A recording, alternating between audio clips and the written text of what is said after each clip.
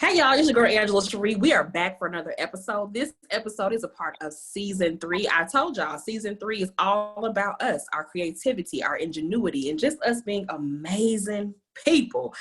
Today is no different. We are talking about, again, our creativity. So we have a few artists this season that will be featured, and we're going to talk to them about their stories and hear a little music. So I'm excited about this new feature. Today I have Mr. Banwo. Is that Yes. it? Yeah. That's Banwo. Banwo, yeah, aka Babs. How are you today? I'm doing well. How are you? How are you? I'm good. I'm excited to have you. I'm excited for the people to hear your music. I've Uh, listened. I love it. And so I'm excited for them to learn a little bit more about you. But before yeah. we jump into all that good stuff, let the people know who you are and what it is that you actually do. All right. So my name is Babs Banwo. I go by the stage name Banwo, and I'm originally from Lagos, Nigeria. I grew up here in Texas, though. And I am a recording artist. I make hip hop, pop, just a little bit of R&B, just a tint. Um, but yeah, so I'm here in Texas. I make music, and that's what I do. Now, how does someone go from Nigeria to Texas of all places? What is that backstory? Do you really want to hear this backstory? You know, the short version. Oh, okay. Hey, it's a long story. But long story short, I did live in Nigeria for some time. I moved to the States when I was 7. I grew up here in Texas. And I mean, you want to hear more? I mean, what else you want to I hear? mean, how much ever you want to give us. So I guess I'll ask this. How do you like it? Do you like Texas? Have you always lived in the Dallas area? No, I actually lived in Nebraska for a little bit. I tried to hide that part, but you got it out of me. Nebraska? Yeah, yeah. They got black people in Nebraska. They do. Well, I'll tell you this. We lived like when we first moved there. We lived in an apartment on the north side of town, so it was like mostly white people. And then like in our school, elementary school, I was in second grade. I was 7 years old, and it was me and my brother, and there was another black family of 4, and that was it. The whole school. There was only 6 of us in the whole. Wow. And Yeah, then I mean, I don't hear much about black people being in Nebraska. yeah, and then we ended up buying a house on the south side of town, so it was more black people. On the And south side. Yeah. yeah, it wasn't like, I wouldn't say it was in the hood, but it was like on the outskirts, and it was like the kids that like lived in the hood, their parents didn't want them to go in the hood, so they went to my school. Yeah, so it's like I'm in like 5th grade, and my homies are strapped in the classroom and stuff like that. Like I went from like, In you know Nebraska. what I'm saying? I went from going to all white schools to seeing that, Right. and these guys asking me to join their gangs and all that crazy stuff. So that's really that I swear that's really, I think that's where I kind of learned, the black community, and kind of understood how things work. I remember, kids writing raps in classroom and asking the teacher, "Hey, can I rap this for the classroom?" Stuff like that. Like, so I mean, that's kind of where but me understanding both, I kind of, The divide, yeah. exactly. So I can, right now I work corporate, so I work I work with a bunch of white people at the same time. I rap. You know Yeah, what I'm saying? we know how to do it all. We know how to do both. Yeah, We know how to rock and switch. Some people definitely. call it code switch. I just say, we just diverse like that. We just know how to Yeah. rock in both ways. So you talked a little about being in class, as a young man, and kids kind of having their raps, and probably may have been corny, but at the time, was that always like was music always your passion? Like, how did you get started with what you do now? So music has been my passion, but not necessarily rap. Um, so I actually started playing the drums for my church. I was like 9 years old. Um, when I was like 8, I just kind of snuck up on the stage like after church one day and just started playing the drums. And then I ran when the dude came and caught me. He's like, "What are you doing? Get out of there!" So I like ran to my parents, and he came and told my parents some good things about me. And he was like, "Yeah, he's pretty good. Y'all should sign him up for lessons." So I ended up going to school lessons like on Saturdays for a little bit, and then by the time I was 9, I was playing for the church because he ended up moving away. So that's how I started, and then I got to like high school, and I started playing sports. So I kind of moved away from music. But when I got to college, towards the end of my college, I was kind of looking for something else rather than working a 9 to 5 all the time. So I tapped back into my music. I met a friend in college, and he had a mic, so I would always go to his house like every day, and we'd make music. eventually I got enough money to buy my own equipment, and so ever since then I bought my own equipment, and I'm releasing my 4th mixtape next week.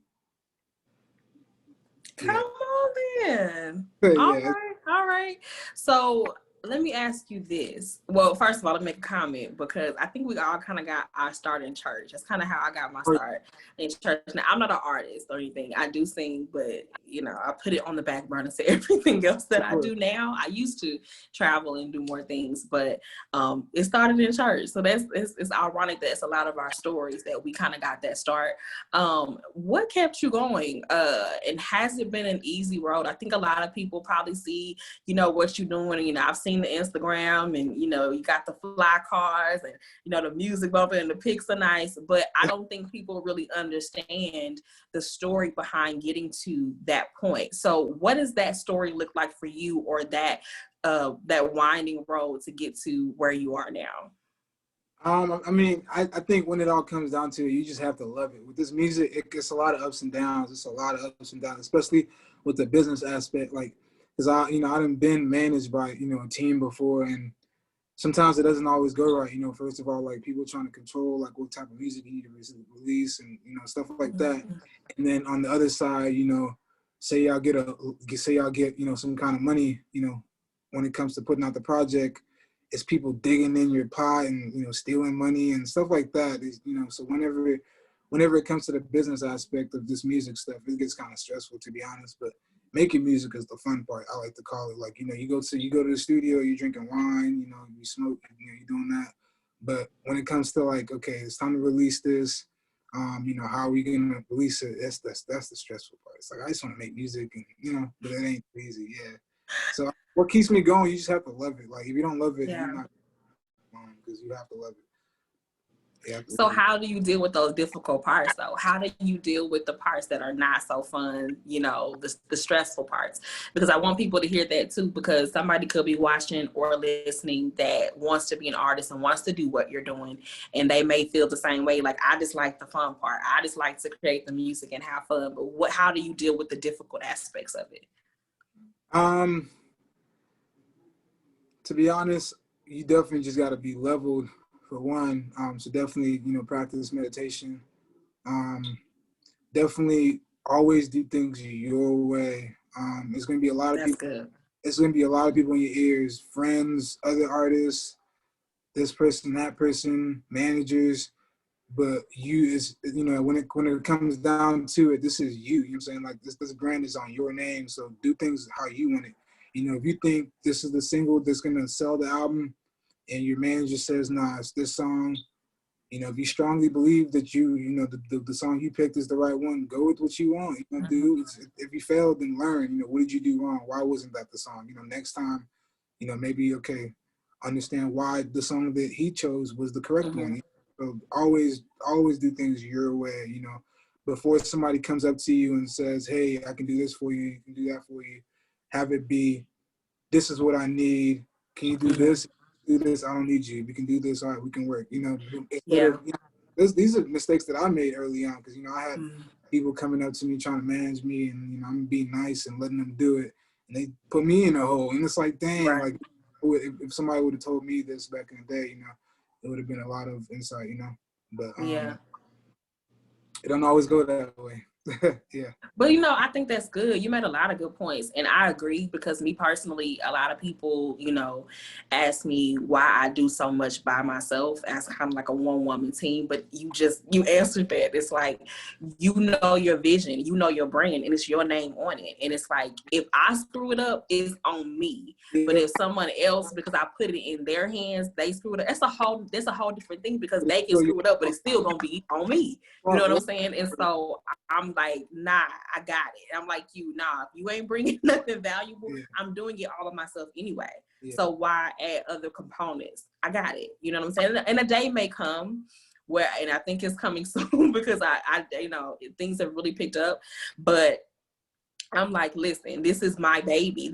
I'm going to care and nurture this, because this is what, is precious to me. I don't need nobody else having their hands or something, because then we going to have a problem. I mean, And it kind of sucks because like early on, I didn't really, I wasn't really moving like this.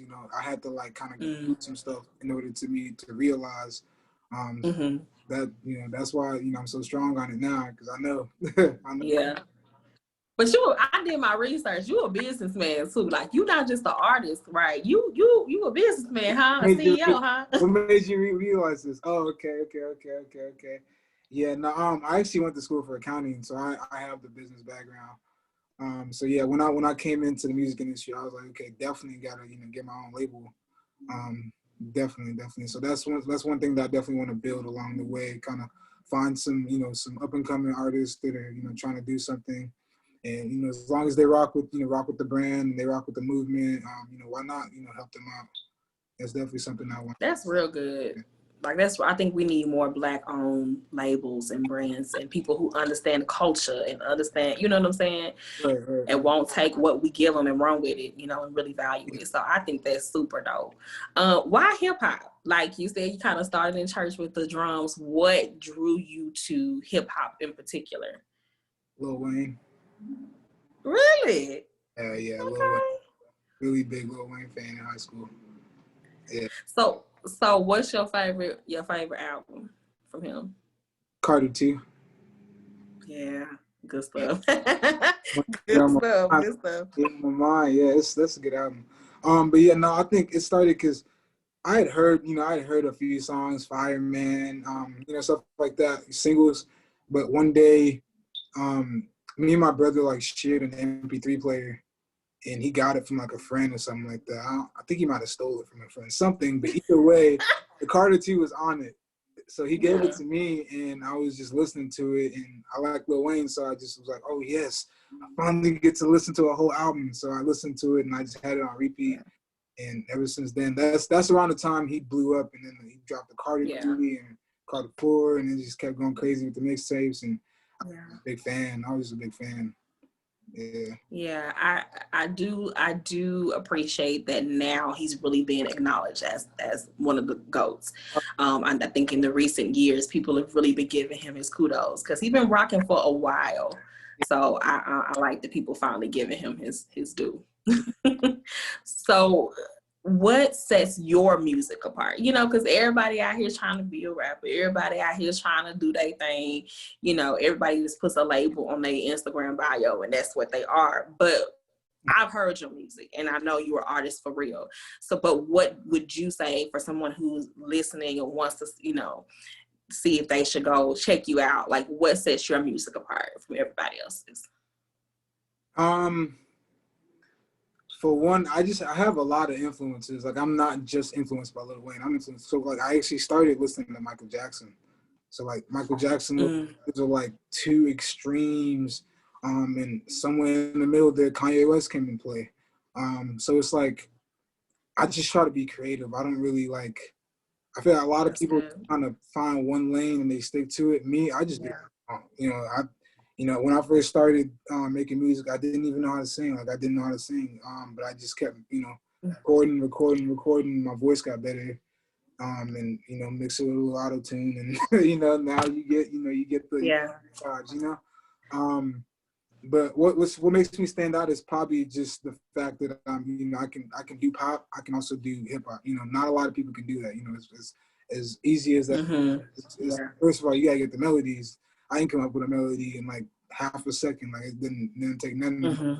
At the same time, I started out rapping, so I know how to rap too. So it's just me being able to be diverse like that. Like, I don't think there's anybody in the industry that I can't work with. Like, anywhere from like Justin Bieber to that's good. Like, put me in the studio, we're gonna come out with one. I promise you. Like, that's just how I. That's how. Yeah. So I feel like versatile. I like the biggest thing, the fact that I can tap into different genres. Switch it up. Yeah, that's good because a lot of, you have the imposter syndrome and you just have like this copycat thing. Everybody looks the same, sounds the same, and wants to do things like you said, stay in one lane. Yeah. So I think that's really, really good. And I don't listen, if it sounds like something I just heard, I'm not listening to it because I love music. That's like, a big misconception because I know right now, the big people popping is like Travis Scott's and and people think since he's popping, I need to make music like him to pop. But it's really like you really got to find your own sound. Like when you listen to Travis Scott's song, you know this is Travis Scott I'm listening to because he's the only one that makes music like that. When you listen to Uzi's song, you know this is Uzi. He's the only one that makes music like this. You know, same Ludacris. That, you know, everybody has their own unique sound. So like I feel like if you're an up and coming artist and you're trying to like really, you know, figure it out, you got to find your own unique sound. Just keep recording.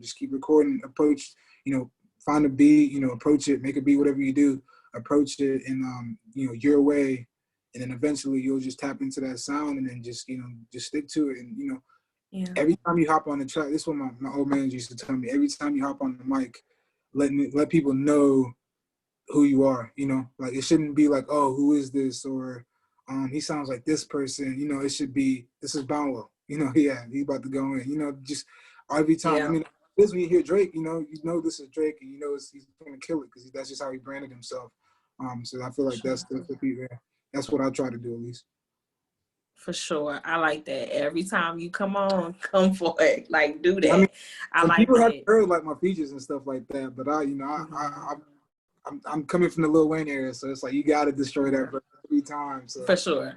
Yeah. So, what are your top 3 albums like of all time? I know you said, you know, Carter, but like, what is, if you had 3, what would they be? 3, I would say College Dropout, Blueprint, Jay-Z.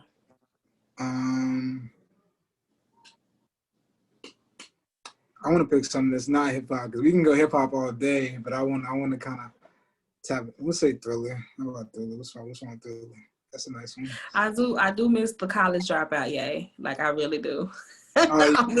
We ain't never gonna get that back. it's over. That and College Education, 2 really good, and Graduation. And Blueprint, that's a good one. Yes. Graduation, yeah. Those were the days, huh? Those were the days. Fantasia, like it was some good music back then, Yeah. Oh, you bringing back some memories. Like I used to have ringtones to most of those songs. Yeah. That's good. So let the people know how they can find your music. We're going to jump into a few of these tracks. You're going to tell us about them. But before we get into that, let people know how they can find you, how they can stay connected to you and support you. All right. So I usually, you know, I'm on all social media platforms, first of all. So Facebook, Twitter, Instagram. My stage name is Banwo. So if you type in Banwo, that's B-A-N, that's N for November, W-O. You should be able to find me. But everything is under Banwo Music. That's kind of the brand. So you type in Banwo Music, I should pop right up. That's on YouTube, Twitter, Instagram, Facebook. Just type in Banwo Music and I should pop right up. All right, so let's talk about the music. Let's get to it then. Let's do that. So you got 3 tracks. We're finna let people sample. We couldn't let y'all have all of it. Okay, yeah. We got 3 tracks. And the first one, let's talk about it. Grateful. How did that come about? How did Grateful come about? Grateful was actually produced by one of my really good friends. His name is Roy Fresco. He's an artist he's out of Kansas City. I met him online when I first started making music. Like before I even dropped my tape, I was just trying to figure out how to blow up, and he blew up at a point. He blew up. His song got played after Kanye West's song one time on SoundCloud. So he woke up and he had millions of streams, and he got signed and everything. Wow. So he's really known in the industry. So when I heard his music on YouTube, I reached out to him like, bro, you know, I like your music a lot. You know, this definitely work, and he responded. I was like, man, I hit people up all the time, and he responded. That's crazy. So we kind of maintained that relationship for 3 years, and he's been a really good source as far as me putting my album together. So he just called me one day. He's like, bro, like, you always come up with these crazy ideas when it comes to your music and stuff like that, but I think you just need some harder beats. So he was like, bro, I made some beats for you. So he sent me that one, and I really liked it. So I made it like literally that same night and just got it engineered, and I sent it to him. He's like, bro, this is a hit. I was like, wow, like that's crazy. Like that's dope. Yeah, he's like, this is a hit. So I dropped it as my first single July 31st. It's gonna be on my upcoming album as well. But yeah, it's been getting some really. It has like 30,000 streams on it right now on Spotify. It's been doing really. Wow. Yeah. That's dope, y'all. And I love when people ain't too high and mighty, you know what I'm saying, or too famous to like reach out, you know what I'm saying, or like, yeah. you know, collab and stuff. I like that. Yeah, no, if I like your music and you know just it's genuine, I'm gonna reach out to you. And if you don't reach back, that's that. Cool. Back and we've been talking almost every day. It's crazy. Yeah. Dope. So Low Key Master, that's the next one. Low Key Master. What is that all about? And how you come up with that title? It's actually called Low Key. I put master out of like so whatever song is like the final product. That's yeah. So whenever I'm titling, I always put master on it. That way I know like okay, this is not just the mixed version. This is not the rough version. It's the master version going on. So Low Key. How did Low Key come about? Low Key. Okay, so Low Key was actually made 2 years ago. Crazy enough. I made that song. That's the first pop single I ever made. But it just turned out to be a really, really good song. It was when I was working with my old management. My manager sent me just a whole bunch of beats. It was originally produced by Diplo. My manager just sent me a bunch of crazy beats and I just wrote to it and it turned out to be a good song. But I didn't like how pop it sounded really like Justin Bieber-ish at first. So but I knew that eventually I knew that it was a dope idea, it was good lyrics and stuff like that. So I was like, I don't know what I'm gonna do with it yet, but I'm gonna put it on my my album. I'm gonna put it on my album for sure. So when I decided to drop an album this summer, I reached out to one of my producers. I was like, I had this song that I made a couple years ago, but I don't like this beat. Can you make it slap? So I told him, I was like, make it slap. And he sent it back to me, and he surpassed, what I was trying to do. If you listen to the first version, you listen to this one, you'd be like, wow, like, it sounds way better. But, that one's doing really good, too. I dropped that. That was the second single I dropped. I put it out either last week or the week before. I can't even remember. But it's doing really well right now. It's got like 40,000 streams on Spotify right now. So that's probably the lead single for my album right now. So I'm just keep pushing it until I drop the project. But you're doing your thing. It was really just a pop vibe. That's really all I can say about that one. I was just trying to make a song that we can all relate to. I know we done all been around some city girls and got played, and you know how it goes. But yeah, that's all that was about, really. Yeah. Okay, dope. So the last one, Top Notch. Ooh. What's up with that? So that's actually the intro to my project. I just shot a music video to it and everything. But that one, that was also made by my brother Roy Fresco. That's another beat that he sent me. I just I heard the beat, and the rest was history, to be honest. But it was one of them songs that I was just trying to make a statement. I was just trying to let people know, like, when it comes to Banwo, like, I don't play around. Like, I'm trying to do everything to the best that I can. Yeah. Really, what I was trying to state there. And on the verses you hear me talking about it, but on the hook, I was just kind of just letting people know I'm on top of my game. You know what I'm saying? Like, yeah, I've been doing pretty good this year. I'm not even gonna lie. I've dropped 5 singles this year. I started out the year. I said I was gonna drop a project this summer. Just dropping next week, Labor Day weekend. So I was just really happy. That's one of the last songs I made. So it just kind of summarized the whole project. And with me having the singles, and I knew that they were gonna do really well. I was like, okay, well, on this intro, let's make a statement. So it's just. I love it. Yeah. I love it. Listen, y'all make sure you support Banwo and everything he has going on. Like, here's the truth. I'm serious. Like, I wouldn't just be saying that. So what is the title of this upcoming project? You sharing that yet? Yeah, of course. It drops next week, so it's go time now. Okay. It's time. It's called Tidal Waves. And that's more of the vibe. It's not really like a story behind this project. It's more of just the vibe, I wanted to put out some summer songs. So it's going to be a lot of dance hall songs on it. A lot of the beats are going to be more up tempo because it's just a lot of outside music. But I'm sorry that, the pandemic came around and stuff like that. But, I'm still going to put it out. I'm not going to hold the music back. Yeah, I mean, but you're already doing your thing. So like this is a good time to have like all of the digital outlets we have. So people can still support you. People can still check you out. So y'all make sure y'all do that. I'm gonna say it again, Banwo Music. I know we're gonna be hearing so much more from him in the days, months, and years to come. We're gonna get into this music. Y'all let me know what you think. Go support, go follow, and yeah, go cop Tidal Waves. All right. September 4th, Tidal Waves is available everywhere. Make sure you go check it. All right. Thank you, Banwo. Thanks for having me. Awesome. So until next time, get into this music. You're listening to and watching the Ever Evolving Podcast. Hey, thank you for having me once again.